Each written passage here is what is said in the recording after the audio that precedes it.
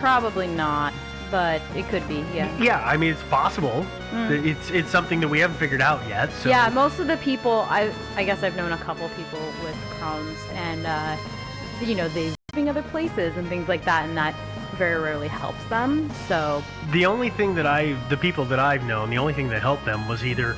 I think it's every 3 months a steroid injection of some kind, or I have a friend who he ingests hookworm, a certain dosage of it, which then makes his immune system so busy fighting hookworm that it doesn't go crazy on his intestines. Weird. He's been doing it for years, and he's never been healthier. Wow.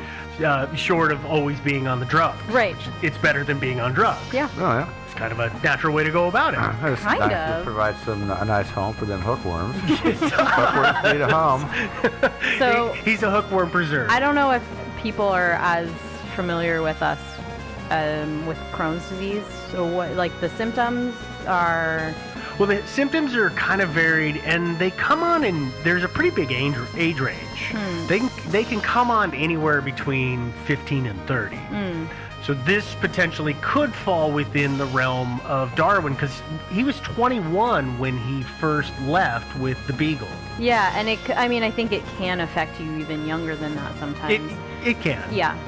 Yeah, it's entirely possible. There are, sadly, people who begin to show signs of it at 7 or 8 years old. Yeah. But as you were asking, Devin, the symptoms that come and go, which, that's referred to as a flare-up, and they range from cramping and bloating to gas or diarrhea or even bleeding of the intestines.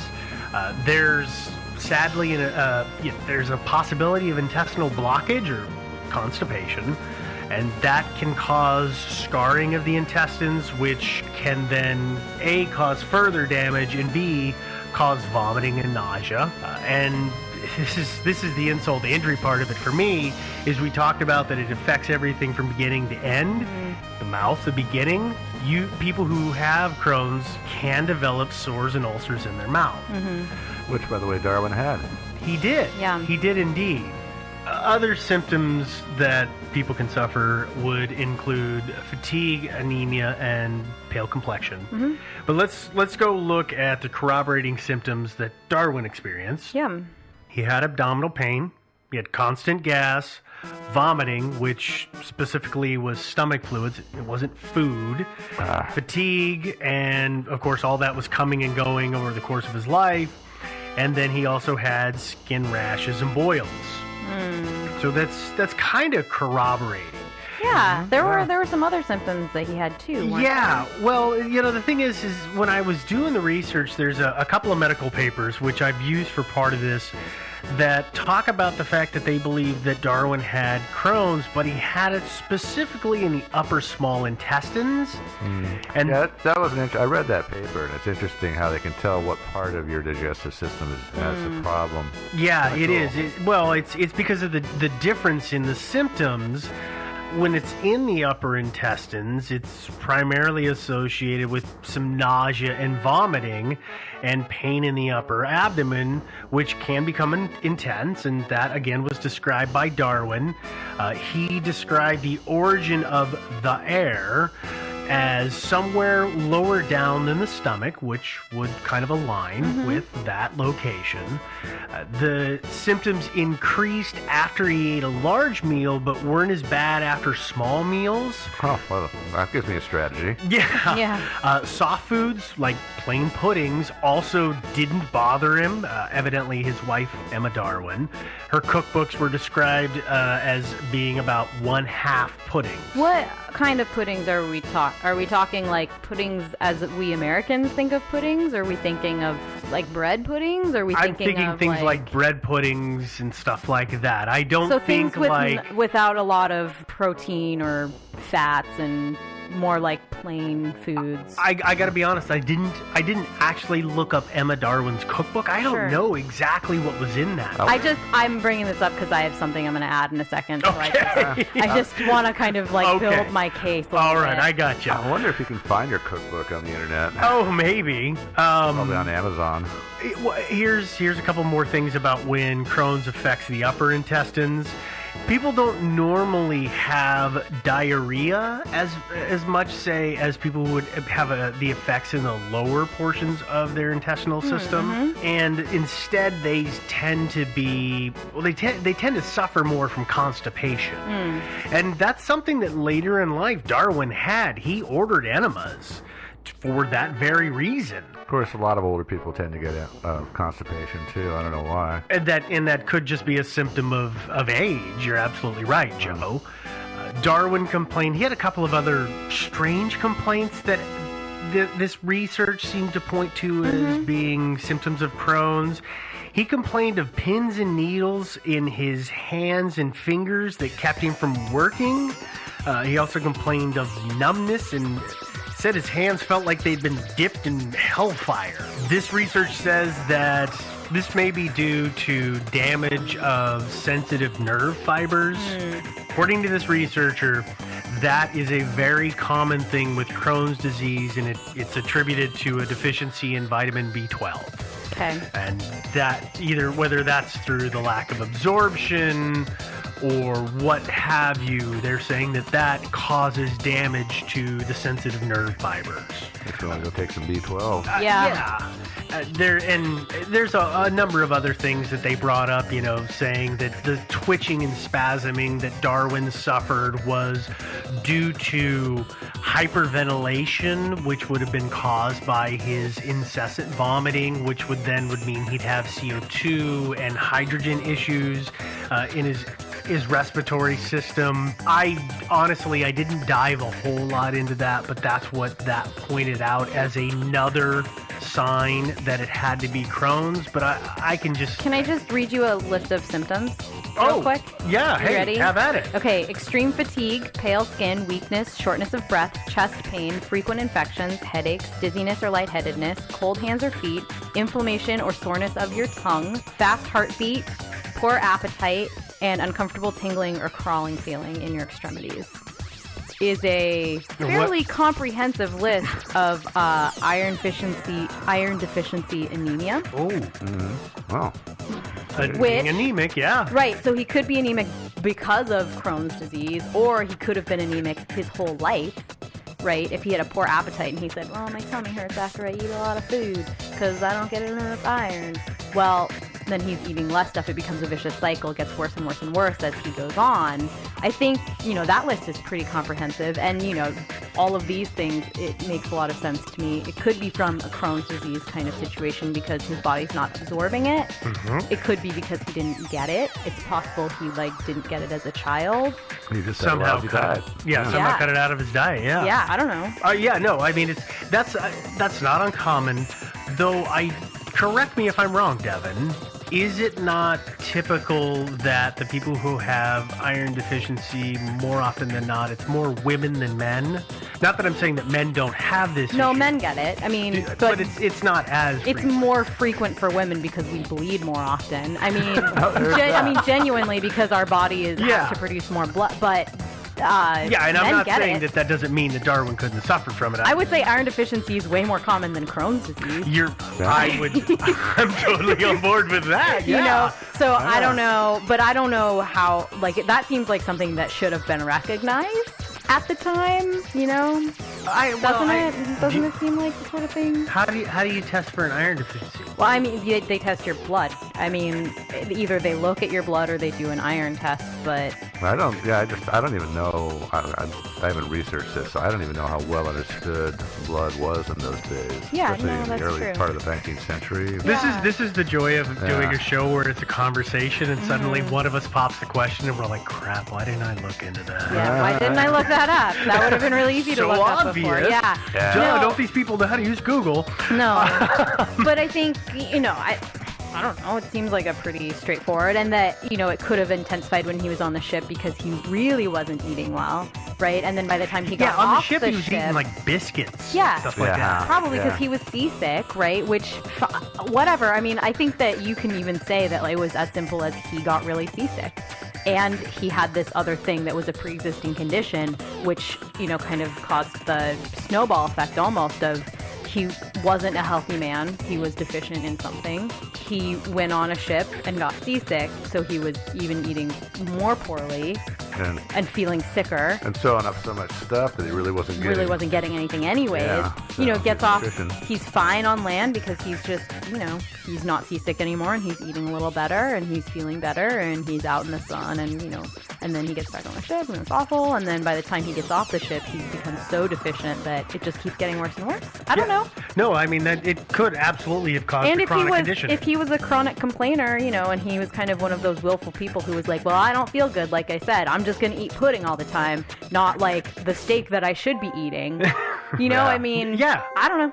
Yeah. Sorry, not to like totally steamroll your Crohn's disease. No. Because it could have been Crohn's because of, or it could have been iron deficiency or anemia because of Crohn's. But I don't know. No, absolutely. I mean, that's one of the things that I found in doing this research is you find a cause, but then it kind of spider webs out from that central point. So that's very apt, and it could have been any of those. Yeah.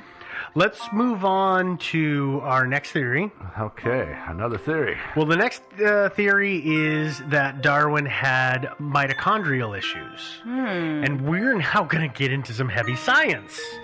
Mitochondrial issues and disorders are caused by dysfunctions in the mitochondria. And you might be asking yourself right now, what is mitochondria?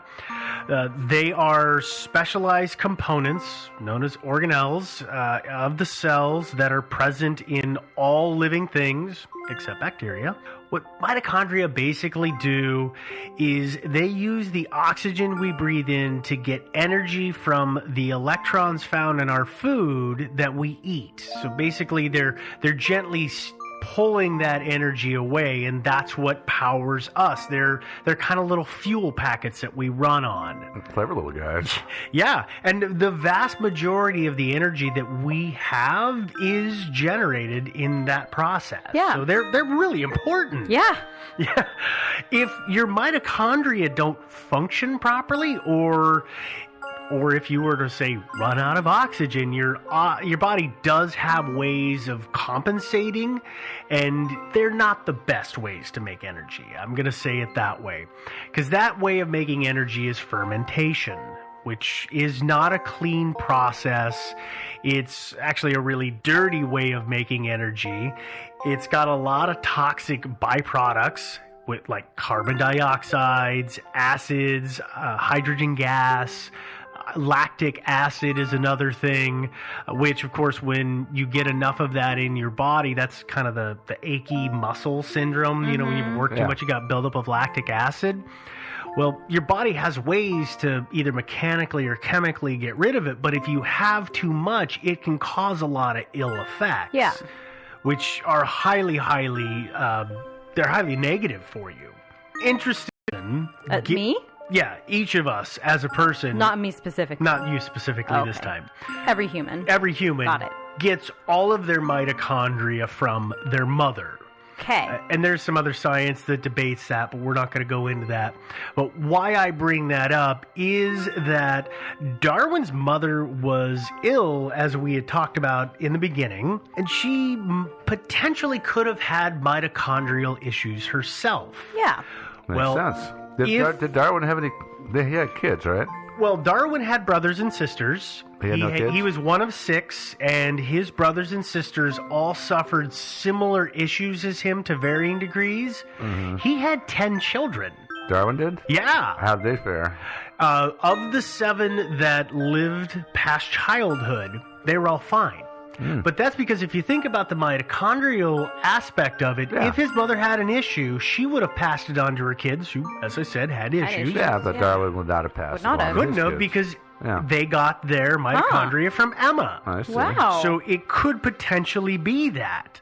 And it's amazing to me. I didn't even think about this, but Darwin died at 73. We were just talking about his kids. Yeah. All of his kids lived to be in their the ones that lived into adulthood, 70s, 80s, nearly the 90s. Like, it was a really long-lived family. Wow. Which was just kind of crazy to me. I'd never realized that before.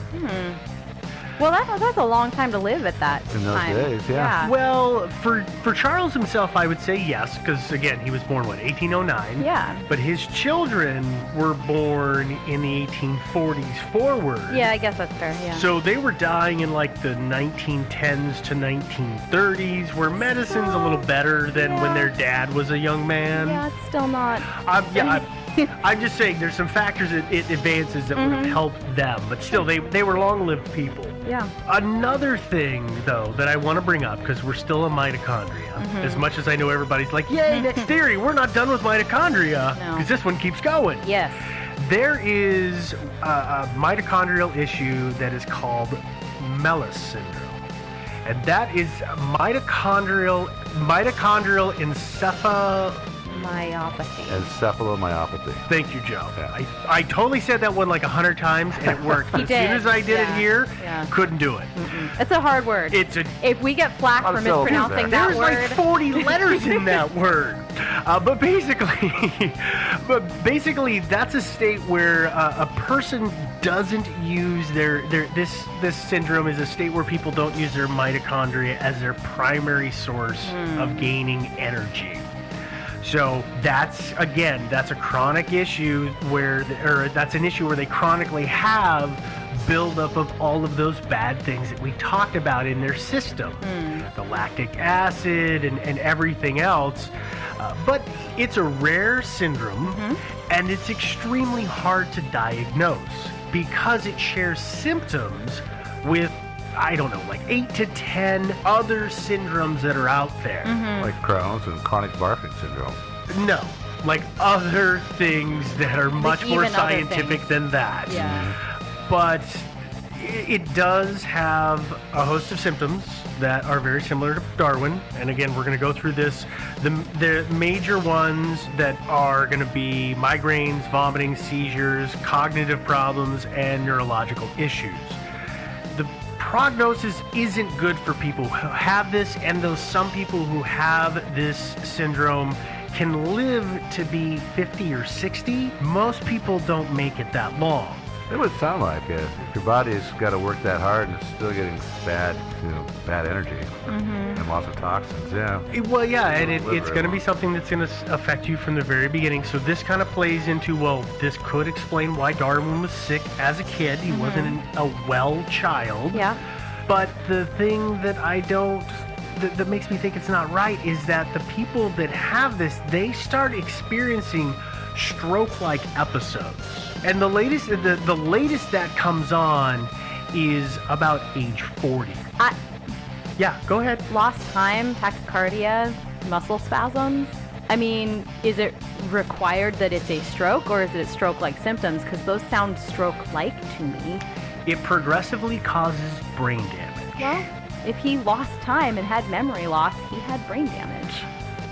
I mean, even if it is like a dementia sort of situation, that's brain damage.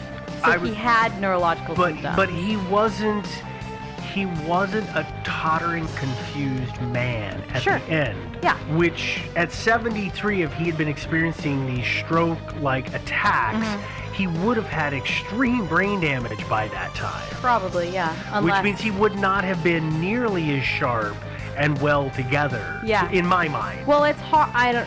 These things are always so hard because it's like, how firm is that? You know, it's the like, 99% of people with this type of cancer die within 5 years, but then there's the 1% that lives for 50 more years. You know, I think with these sort of things, it's rare, right?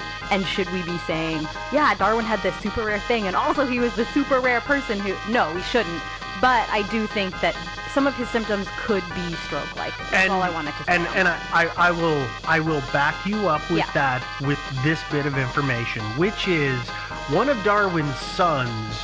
He went to college. He had a promising career. I cannot at the moment think of what that career was, but instead he went back and he was basically his father's research assistant and secretary, and helped him with a lot of the writing. Yeah. I don't want to smear Darwin's name, but it is entirely possible that his son compensated and covered some of that. Yeah. You know, protect your father. Yeah. That's a very natural reaction.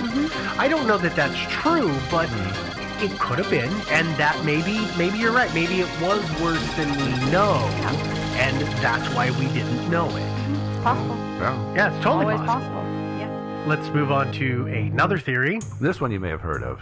Yes, I think most people have heard of this, and I'm not crazy about this theory, but I went ahead and in the spirit of what we do, I included it, and that theory is lactose intolerance.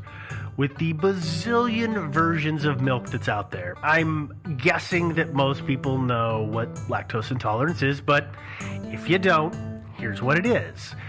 It's the lactose intolerance is the inability of humans, mostly adults, though sometimes it is children, to be able to digest lactose, which is a sugar found in milk and other dairy byproducts. Or is it byproduct or is it a product? Product. It's a product. Dairy product. Okay. Yeah. Byproduct suddenly didn't sound right to me. Yeah, no. It's caused by lactose intolerance is caused by low levels of lactase, which is an enzyme that you have in your body that allows you to break down lactose via digestive. You break it down into little bits and pieces so that you can absorb it and use it. I mean, that's the simplest version to do it. For folks that have lactose intolerance, the symptoms are going to be, or they could be, bloating and cramps in the abdomen, flatulence, diarrhea, nausea, rumbling stomach, or potentially vomiting. And this would all follow consuming dairy products. Studies I've read for this theory go as such. Foods such as sugar, bacon, butter, and any desserts seem to set off symptoms in Darwin. And this is according to this researcher. I didn't see this corroborated anywhere else, just so I have Just that on the this one. board. Yeah. They also said that Darwin had a sweet tooth and that the majority of his wife's recipes involved heavy cream, those puddings that we talked about before. To make things worse, typical remedies of the time for feeling ill were of the 19th century of that time were to have a warm milk as a nightcap.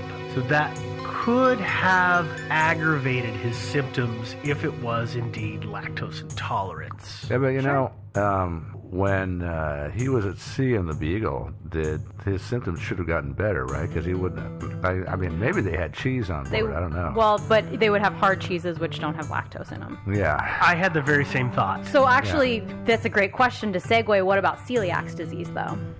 Which is gluten intolerance, which has the same kind of symptoms plus anemia. I'm sorry, there's been so much on gluten. I No, have to this is roll the my real- eyes. I know this it's a is the real real thing, version.